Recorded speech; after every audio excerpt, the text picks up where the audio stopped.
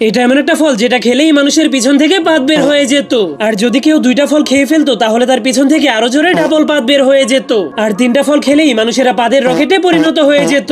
এটা দেখার পরেই ভালুক সিদ্ধান্ত নেয় সে একসঙ্গেই 50টা ফল খেয়ে ফেলবে। যা দেখার পর মোগলি এবং বানর অনেক ভয় পেয়ে তাকে এমনটা করতে মানা করে, কিন্তু সে কারো কথা না শুনে সবগুলো ফলকে খেয়ে ফেলার কারণে তার পেটটা অনেক জোরে জোরে গড়গড় করতে শুরু করে দেয়। যার কারণে সে হঠাৎ করে এতটাই ভয়ঙ্কর ভাবে পাদ মারে যে তার পাদের কারণে তাদের নিচের পাহাড়টা ভেঙে তারা তিনজনই অনেক গভীর একটা গর্তের মধ্যে পড়ে যায়।